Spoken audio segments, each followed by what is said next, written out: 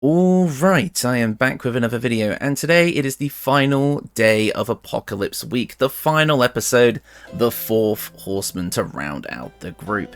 And, of course, today it is the one you all know, and it's the most recognisable by far, Death, the Pale Rider.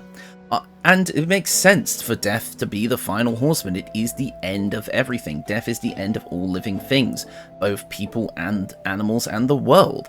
I mean, after conquest / pestilence has come through, spreading internal strife and illness and disease, war goes raging and taking on multiple nations, reducing them to nothing, and then famine coming in to take what little resources they have left.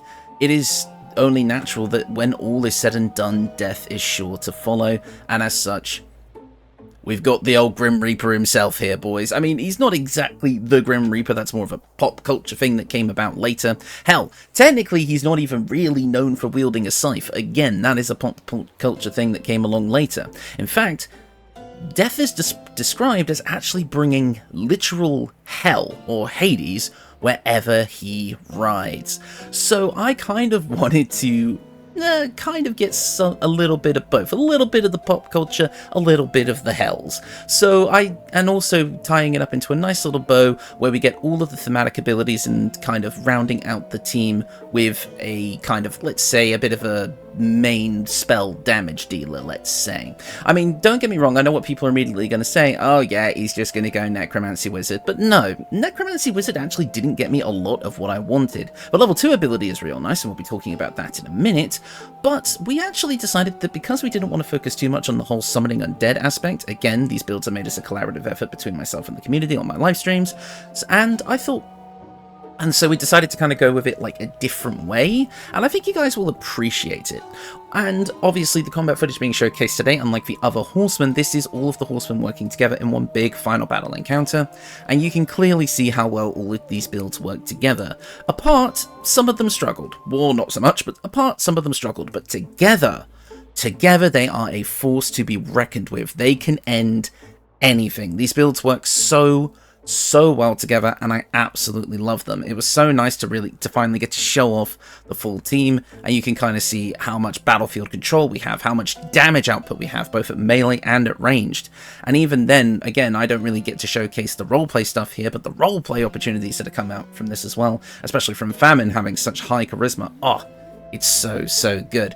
I really genuinely do think you guys are going to love playing these builds as a full party if you choose to do so. The progression for all of them feel pretty damn nice. Death may have some choices you need to make, kind of depending on what you want to prioritize with your leveling, but otherwise this whole group feels amazing. I'm so glad we got to do Apocalypse Week, something that I've been wanting to do for a while. Such a fun concept that the whole community got to get involved in. And one last thing before we move on, I just want to give a quick shout out to Discord member and member of the community, Beastie Forever, because I'm an idiot and I accidentally saved over my document where I had all of the 4 Horsemen builds saved about halfway through the week, and I had to go back and try and get the builds again from the live stream. And Beastie, absolute saint that he was, or they are, I should say, my apologies, basically was able to remember quite a few details about the builds, consistently reducing, like really considerably reducing my necessary watch time. So I only had to watch like the last hour of the live stream, and I was able to get all the info back. So huge shout out to them for kind of basically saving me a ton of time. So I wanted to get that in an actual video. But anyways, without further ado, let's get into the build. We're going to be kicking things off as a fighter. Fighter is here because I want to be able to pick up the weapon and armor proficiencies. I don't care about the weapons as much, but the armor proficiency is going to be really nice, as I do want to wear heavy armor. This is also going to give us constitution saving throw proficiency, which is going to be really important for maintaining concentration on spells, which we're going to be doing quite a lot with this build. And overall, it is just going to make us that little bit more tanky with a nice bump to our hit die at the start. So I quite like to pick this up. As for your fighting style, again, I'm not really focused on using a weapon. If you wanted to use the Dancing Breeze as like a scythe, and you could slap the Gloves of Dexterity on this build, and then maybe pick up Great Weapon Fighting to be able to wield it as a weapon. But again, this one's going to be more of a spellcaster since we already have War. So, and my main choice here is actually going to be a one-handed weapon, so you can either go for dueling, but again, not really going to be able to use it. I would just pick up defense here. And then next up, we do get to choose Our stats. Dexterity is at 12, so our initiative scores aren't miserable, but we are going to be wearing heavy armor with this build, and again, we're more of a spellcaster, so I don't feel like we really need this stat. Constitution is at 16, again, to maintain concentration saving throws. Intelligence is at 14. I wanted at least one of these characters to have a decent intelligence score, and to me, Death made the most sense, especially considering what we're going to be doing in a minute. And Wisdom is our main spellcasting stat, so we're going to need that high, leaving Strength and Charisma both at 8. Next up, our ability scores. I went with the Sage background for Death, just because I wanted a different background than I had chosen for all of the others. And I don't know, something about Death being this, like, kind of purveyor of knowledge, I don't know, it kind of felt cool to me. But really, pick whatever you like. This just does give us Arcana and History, as well as I've picked Insight and Survival, but any of these will work. Next up, at level 2, we are going to be jumping straight into our first multi-class. Now, you can take these levels in kind of any order you want, it really doesn't matter. I'm just going to show the small amount of levels we're going to be taking in one class before we get into the main class, but you can kind of mix and match these. I did find that kind of going to level 2 in this class just for some of the utility options, maybe taking Magic Missile early on is a great damage option just to kind of get you through the early game, but you might find you want to start in our main class first. But let's talk about our quick little dip first into Wizard. What? I didn't say we weren't going to use Wizard. Wizard is going to give us a few things that I really like for this build, namely 3 utility cantrips. I'm just going to pick Friends, Minor Illusion, and Mage Hand. Next up, 6 utility spells. Obviously, we have got 14 intelligence, so you may be able to get some stuff out of this, but I prefer just to take utility options. First up is Find Familiar. There's a lot of kind of iconography in pop culture about death being associated with carrion birds, so being able to summon a raven to our side as a scout is going to feel pretty thematic. Shield as well, one of the best utility spells in the game, is going to give us a lot of defense. And then finally we do just get to pick up the regular kind of utility spells here: Long Strider, Enhanced Sleep, Disguise Self, and Feather Fall. I'd personally recommend having these, not that one, these 3 to start. Next up at Wizard level 2, we do need to pick our subclass, and of course I am going to go with Necromancy. Now the reason I'm going with Necromancy is not because I actually necessarily want to use the summoning undead and all that, and I'll explain what I'm going to go for in a minute, but taking these levels of Wizard does give us access to spell scrolls, and since we would probably mainly want to learn Necromancy spells because they will come with like the kind of damage types that we want to use, then being able to have a bit of a reduction on the cost is nice, but we're mainly here for Grim Harvest. Once per turn, if you kill a creature with a spell, doesn't have to be a Necromancy spell, notice, you regain hit points equal to twice the spell slot level used, thrice if it's a Necromancy spell. So as long as you're killing with spells, you're gaining health back. There's a bit of a theme with this build, that this build recovers HP when it kills someone else. Death kills people and then takes on their life force into himself. Kind of a fun thing here. Undead and constructs are unaffected though. That's one of the main reasons that this party does not like undead. It doesn't synergize well with some of their abilities, with the exception of war, and as such, they kind of despise them and think that because they're supposed to bring death, that the dead should not be coming back. Some people have disagreed with that take, but I personally think it's cool, so that's why I've kind of avoided summoning undead with this group. However, Grim Harvest, still a great feature for us. Next up, we do get to pick up a couple of more spells. I would say Magic Missile, again, is a good option. You probably want to take this at level 2 if you're following this sort of level progression, and I think Grease will also work as a good option as well. And yeah, for your prepared spells, take whatever. Moving on, I only want 2 levels of Wizard because that is basically everything we need. So let's move on to our main class for the build, and stay with me on this, Druid. Now, why Druid? Well, I see Death as like a bit of a wisdom caster anyway, personally, and the people in the community seem to agree with me. As well as Druid is actually going to give us a ton of stuff that is really thematically appropriate for Death. You'll see as we get further into the build, but all of the abilities that we're going to get here will be really good for us, and trust me, the build is extremely effective as we go. So let's get into it. First up, a couple of cantrips. Definitely going to be picking up Shillelagh here because there is an option to use a quarterstaff with this build, and it will probably be the main primary power buildy way to do it, so Shillelagh is going to help if you want to use that for melee attacks. Then you can also pick up another spell. I'm going to pick up Poison Spray. We'll pick up most of these cantrips by the time we're done regardless. Next up, our spells. First up, Ice Knife. I'm kind of giving this build a bit of cold damage as well, because again, the cold embrace of death just kind of makes sense to me, so we're going to be picking up Ice Knife here. I'm also going to pick up Speak with Animals. Technically, Pestilence can already do this, but hey, we might as well do it too. It's entirely up to you. I don't know, because our charisma score is a bit low, you might want to use your wisdom for animal handling instead, but it's entirely up to you. In fact, actually, I'm going to pick up the healing spells because I kind of had them in my testing. Never ended up using them, but it's nice to have healing spells in the party. And again, as much as death can bring death, perhaps they can stave it off for their allies. I don't know, it's kind of like a yin and yang type thing. And then finally, for your last spell, I'm going to bring Create or Destroy Water because it can make enemies vulnerable to our cold damage. Next up, our subclass at level 2, and of course you could go Circle of the Spores, but we've already done that but for Pestilence. Circle of the Moon, we're not really a wild shape build, so Circle of the Land is what we're going to be using, and believe it or not, Circle of the Land is again going to give us a lot of good stuff that makes sense for the build. It's also going to give us access to natural recovery, meaning that we can recover up to level 5 spell slots by the time that we're done with this build, which is going to be huge for us. It's going to make us very, very resource efficient, let's just say. You do get access to Wild Shape anyway, so if you wanted to do that, I mean, you can actually Wild Shape into a Dire Raven a bit later on, which I think can actually be quite fun, so feel free to experiment with what you think works nicely for this build. Next up, another cantrip. Let's grab Guidance. And then we also get another spell at this level. Choose whatever you like, it really doesn't matter. I'll say Fog Cloud. Next up, at Druid level 3, we get to access to level 2 spells, including our first Circle of the Land domain spells, and I'm going to be going with Swamp. Swamp is going to give us access to Melf's Acid Arrow, another kind of green, ghastly attack, which I think can work quite nicely. Having multiple damage types is always great, and Darkness. Again, anybody in this party can get the Eversight Ring, including this build or War, or you could pick up Devil's Sight on, Famine, if you like, in order to be able to take full advantage of this, but as of now, especially in the early game, it's just a pretty good battlefield control spell that's going to help us out. And we wouldn't normally get either of these, so they're quite nice to have. Next up, we do get to pick up some more spells, and I'm going to be grabbing Hold Person and Flaming Sphere. Hold Person is just a great spell to have anyway that helps the whole party, and again, the Cold Grip of Death, you could call it Early Rigor Mortis or something. And then also Flaming Sphere, we're going to start to embody that Hell follows him kind of thing. Yes, this is a bit of a summoner build as well, we're playing a Druid, come on, leave me alone. I'm going to have Hell follow him, and in this case, Hell is a flaming ball of hellfire.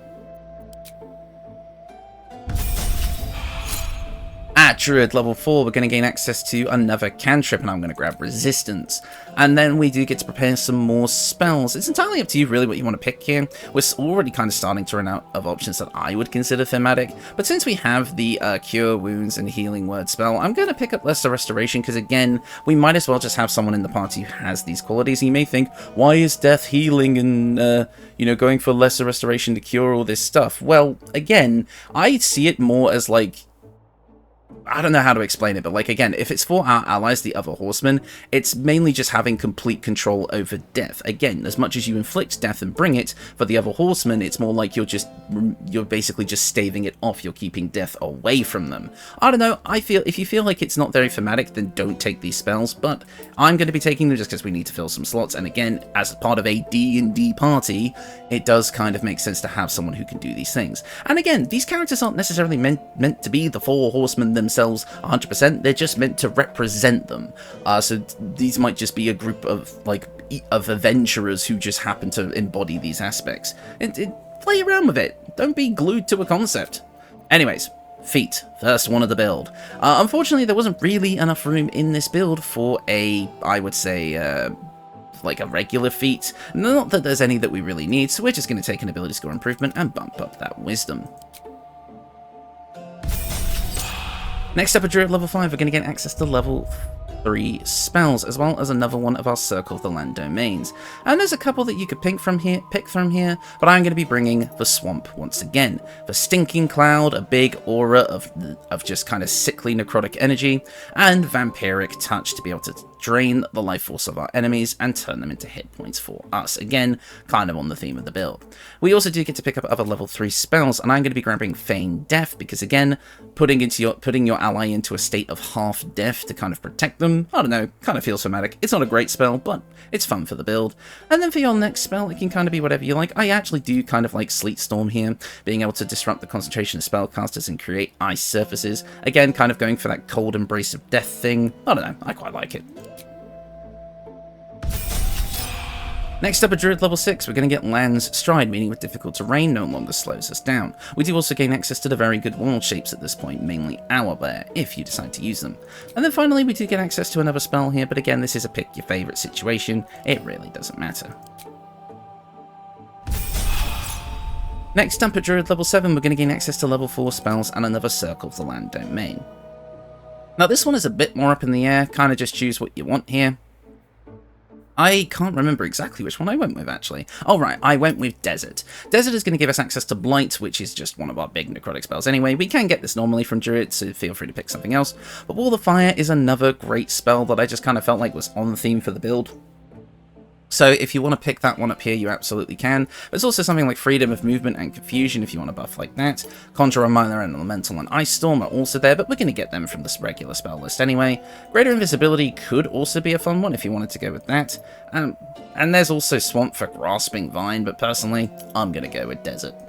So with that, we do also get to pick our other spells, and I'm going to say we obviously want Ice Storm. Again, we're going for a bit of cold damage with this build, and I'm also going to be picking up Conjure Minor Elemental to get the Fire Elemental Summon of Azur, which is like a small dwarf of Hellfire that can do a bunch of cool stuff. Again, bringing Hell with us. Next up, at Druid level 8, we're going to gain access to more spells. I mean, just choose whatever you like here. It really doesn't matter. Let's go with Confusion. And then for next up, we do get to choose another ability score improvement, and we're going to bump up our Wisdom to max. Next up, at Druid level 9, the final level of the build, we do gain access to level 5 spells, and as such, we have quite a few good ones to pick from. For our Circle of the Land, we are going to be going with Swamp once again for Insect Plague and Cloud Kill. And then finally, kind of picking up a couple of more spells, we're going to grab Contagion, allowing us to poison a target and possibly inflict them with a disease of our choice, and Conjure Elemental, which is going to allow us to bend the barrier between the planes and disgorge an elemental at disgorge. Never ever seen that word before in my life. I've looked at the spell so many times, but I've never actually read it. Anyways, this is going to allow us to summon a Fire Elemental to our side, again bringing Hell with us. And that's the build. Overall, what you're getting out of this is pretty standard Druid stuff for the most part, but a lot of stuff that works nicely for this build. Big amounts of necrotic and cold damage, different ways to control the battlefield and disrupt your enemies. Big damage AoE spells like Insect Plague, Cloud Kill, and Contagion to just absolutely destroy a particular enemy. Summoning to give your whole party a bit more bulk, as well as being able to deal more damage and take attention away from maybe some of the squishier party members. And also all of the utility spells that you could ask for, and the ability to be very resource efficient by recovering your spell slots. All of this just works out extremely nicely for us. Some people are probably going to disagree that this feels very on theme for death, that I should have just gone with pure Necromancer Wizard and just started summoning undead. But again, if you want to do that, look at any of my other undead summoning builds. Hell, look at my Legion full party build if you want something like that, my Evil Dead build where I kind of went all in on that concept. But for this, I just feel like it's still a good flavor that fully represents the character, as well as being able to get a new way of kind of playing this sort of, death spell casting archetype. And I do think it works out quite nicely, especially when we get into the equipment. So for the equipment, yes, okay, I'm just gonna get it out the way right now. Yeah, that's a war pick. There's not really any scythes in the game, but then as we were kind of looking over the live stream, we looked at the war pick category just kind of as a meme, and then realized that the war picks just look like tiny scythes, so we picked up Hoppy. Hoppy actually does have a unique attack that deals extra necrotic damage and heals you, which I think is absolutely hilarious, because that is actually on theme with the build, so technically this is the closest thing we're getting to Death's Scythe in this game, if you actually wanted to use it. Like I said though, you could pick up the Gloves of Dexterity, slap them on this build, and then use the Dancing Breeze if you want a bigger weapon that actually can do stuff in combat, and then maybe dump Dexterity and put the points somewhere else. That's an option for you, but if you really want my true kind of spellcasty power buildy option here, grab the Staff of Spell Power. It kind of has a bit on the end, so you can kind of flavour it as a scythe, but it's mainly here to give us a +1 bonus to spell save DC and attack rolls, and the ability to prevent ourselves from consuming a spell slot once per long rest. So there you go, there's kind of your proper spellcasting option if you actually want, you know, to go with that. But come on, you can't deny it's kind of fun just to have there. Oh man, I like to mess with people, clearly. Right, anyways, moving on, let's get on to the rest of the equipment. So first up, the Hood of the Weave. This is just a great overall option for us. You gain a +2 bonus to spell save DC and spell attack rolls. Unfortunately, looks very goofy on a Dragonborn, but if you're not playing a Dragonborn and still using this build, then slap that on there to really look like death. Next up, a regular cloak. There's a few different ways to get them in this game, to get this kind of cloak, but coloured with Harlequin black and white, it goes pure black, and I thought it just kind of complemented the look. It's purely for fashion, but you can get, I think the wiki page lists it as you can get it like guaranteed in Act 2, but you can pick it up from random loot drops throughout the game as far as I'm aware. Next up, Reaper's Embrace, because of course we were. 19 base armor class, +1 from defense to give us a total of 20. All incoming damage is reduced by 2, making us nice and tanky. I've knocked my mouse. And also we gain Reaper's Rigidity. Whenever activated, we cannot be moved against our will by spells or actions, but do have disadvantage on dex saving throws. That can be toggled on and off, so use it as necessary. It does give us disadvantage on stealth checks, however we do also gain access to a unique ability called Howl of the Dead, which numbs all nearby creatures, meaning that their movement speed is halved, and we have advantage on attack rolls against the affected entity. So overall, very thematic, like looks-wise and ability-wise, just looks absolutely awesome, and you get it kind of towards the, basically at the end of Act 2, so an early game option would be the Adamantine Splint Armour, which still looks pretty good, probably colour it the right way. Let's see, let's grab Harlequin black and white, colour that on. Kinda, but Reaper's Embrace is obviously what you want to go for. Then, next up, we have the Blackguard Gauntless. This is going to give us access to Inflict Wounds, which is a cast at level 4, which is going to do 6d10 necrotic damage. It's only once per long rest, unfortunately, but again, you know, it's still a big damage spell, so we wanted to have it around. We get a +1 to strength saving throws, as well as attack +1, which just means all of our attack rolls are getting in a +1, including from our spells, so it's a nice buff overall. But that is a late game option. An early game option would be for Daredevil Gloves, so you can make your ranged spell attacks as melee spell attacks, without having to disengage and move away.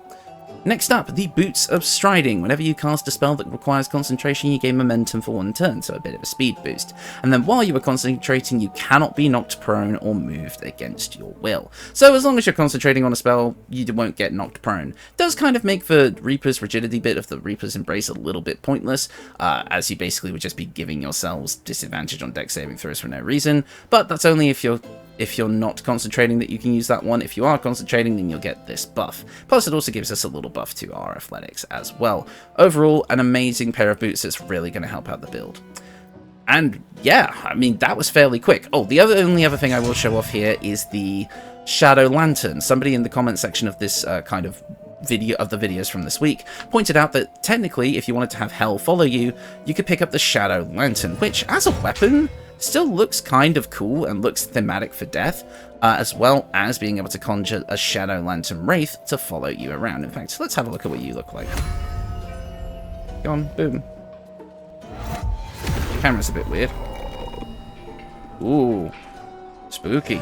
But yeah, you can pick him up if you want. He's got a few things he can do, like Strength Drain, which does necrotic damage, so you know, that could also be a fun thing to grab. Oh yeah, now, moving on to the accessories. My apologies, I got a bit sidetracked there. Oh, he died. Well, true to our namesake. Anyways, moving on to the accessories, we have the Spectator's Eyes, which are going to allow us to cast Ray of Fear to frighten our target, and Wounding Ray to deal a bit of necrotic damage each long rest. This is a bit of a throwaway slot, put whatever you like in here. We just kind of decided that this would be thematic for the build, so we decided to smack it on there. Next up, I'll get to that one in a minute. Next up, the Ring of Mental Inhibition. Whenever a foe fails a saving throw against one of your spells or actions, they gain Mental Fatigue. Mental Fatigue means that they have a -1 penalty to their mental saving throws, and when they have 5 or more turns of this condition remaining, they take 1d4 psychic damage. Basically, this just means that as we're casting our spells, the enemies are going to be more and more likely to fail saves against the whole party's actions, not just our own, so it felt on theme for the build. But finally we have After Death Do Us Part. You cannot kill death. When the wearer is downed, they rise once more with half of their hit points restored, but are gripped by Shadow Possession. Shadow Possession just means that you attack anything nearby and deal additional necrotic damage. Basically, you can't kill death. Apparently, you can only piss him off. It felt really thematic for the build, so we decided to pick it up.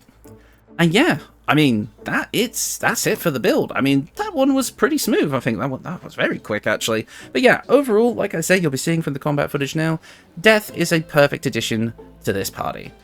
At the end of the day, these guys work so well together. I mean, you can see in the combat footage, I created this space where Insect Plague was layered on top of Hunger of Hadar, and the enemies just got absolutely obliterated. It just looked so cool. War just ran in there immediately and started smacking people left, right, and center.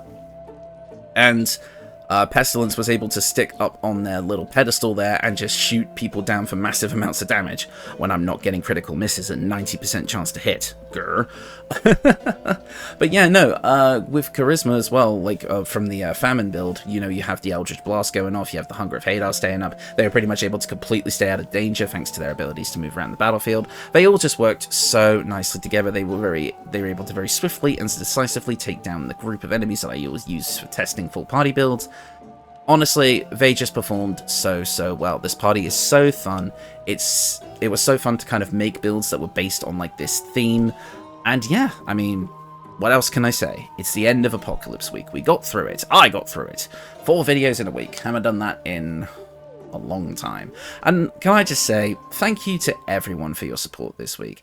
This whole kind of event week was a huge success. The videos did extremely well. My subscriber count, like daily subscriber count, doubled during this week to the point where we're pretty much nearly at 10k now, so that's going to happen way sooner than expected. It's just absolutely insane. The amount of support you guys give me on this, when I ever like to do stuff like this, is just awesome. I'll have to come up with another theme to base a kind of week of videos off of soon. I mean, the next one we are going to do is going to be the builds based on the Dead 3 to end off the Deity build series, which will be probably in a couple weeks time. I might take a slight break next week. Videos might come out at like just weird times next week as I kind of just settle into things, because I do have a lot going on right now. I'm still preparing Heart of Avernus, the D&D one-shot based on BG3. There's going to be a couple of other things as well that I'm going to be doing as part of like charity events and such this month. So, and I'm also just trying to manage my social life and all that sort of thing. So, I'm a bit busy at the moment, much more busy than I thought I would be. But expect more live streams to be coming up. Going to get back into Pathfinder as well soon, hopefully. Yeah, just a lot of stuff to do. But otherwise, I think I'm going to end it off here. Thank you all so much for watching. Thank you all for sticking with me for Apocalypse Week. I really hope you guys enjoyed it. And let me know what possible kind of event weeks you'd like to see in the future. Got some stuff planned, but I'll keep those cards close to my chest for now. Anyways, that's going to be it for me. Thank you all so much for watching, and goodbye.